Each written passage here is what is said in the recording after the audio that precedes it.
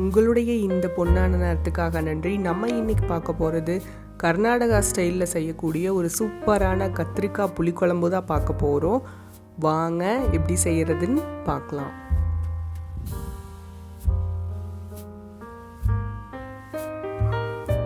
First ஒரு பேனை சூடு பண்ணிக்கலாம். பேன் சூடானதும் 2 ஸ்பூன் சீரகம் ஆட் பண்ணிக்கலாம், 2 ஸ்பூன் கொத்தமல்லி, 2 ஸ்பூன் சோம்பு, 1/2 ஸ்பூன் வெந்தயம், காரத்துக்கு தகுந்த மாதிரி வரமிளகா ஆட் பண்ணிக்கலாம். ஆட் பண்ணிவிட்டு நல்லா ட்ரை ரோஸ்ட் பண்ணி எடுத்துக்கலாம். நல்லா ரோஸ்ட் ஆனதையும் இது ஒரு மிக்ஸி ஜாருக்கு மாற்றிடலாம்.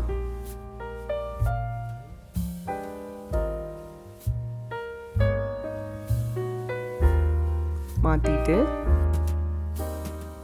இது கூட 1/4 கப் வறுத்த வேர்க்கடலை ஆட் பண்ணிக்கலாம். அடுத்து 2 ஸ்பூன் பொட்டுக்கடலை ஆட் பண்ணி ஓரமாக வச்சுட்டு ஒரு பேனில் கொஞ்சம் ஆயிலை சூடு பண்ணிக்கலாம்.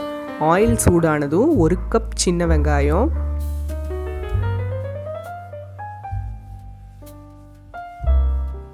ஆட் பண்ணி இதை நல்லா வதக்கிக்கலாம். இது கூடவே கருவேப்பிலை நம்ம 2லேருந்து 3 கொத்து வரைக்கும் ஆட் பண்ணிக்கலாம்.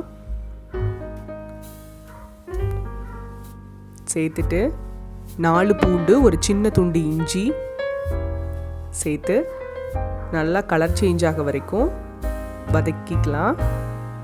பாருங்கள், எல்லாமே நல்லா வதங்கிருச்சு.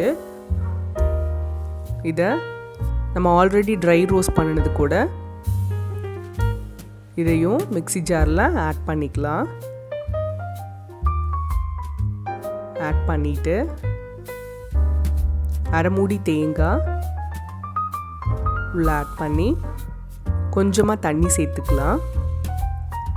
சேர்த்துட்டு இதை நல்லா நைஸாக அரைச்சி எடுத்துக்கலாம். இங்கே பாருங்கள், நல்லா நைஸாக அரைச்சி எடுத்தாச்சு.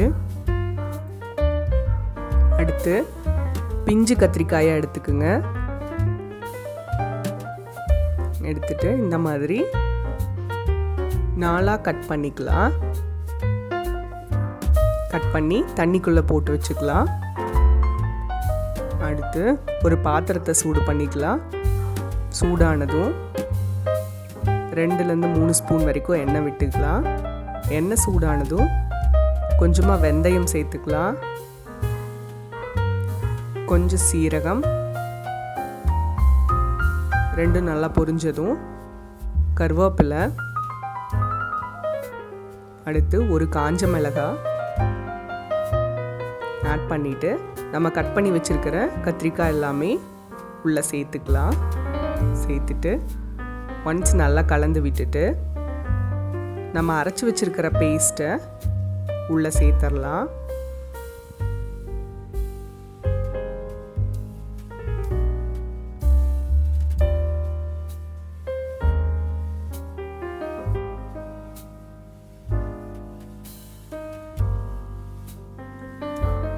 நம்மளுக்கு தேவையான அளவு தண்ணியும் ஆட் பண்ணிக்கலாம்.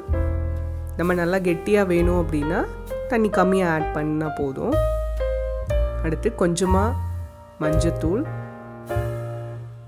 தேவையான அளவு உப்பு,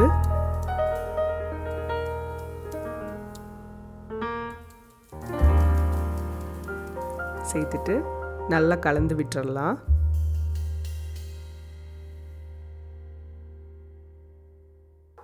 கலந்துட்டு ஒரு எலுமிச்சங்க சைஸ் புளியை 1/4 மணி நேரம் ஊற வச்சு புளிக்கரைசல் எடுத்ததை உள்ளே ஆட் பண்ணிக்கலாம்.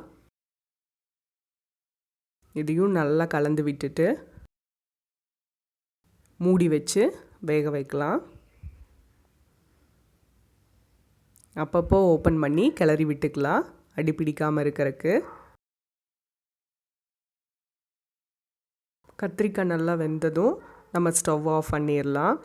இது பார்த்திங்கன்னா சூடான சாதத்தோடு சாப்பிடும்போது சூப்பராக இருக்கும். இப்போ நம்மளோட சுவையான கத்திரிக்காய் புளிக்குழம்பு ரெடி ஆயிடுச்சு. நீங்களும் வீட்டில் ட்ரை பண்ணி பாருங்கள். அறுசுவைகளும் சங்கமிக்கட்டும் அனைவரது இல்லங்களிலும்.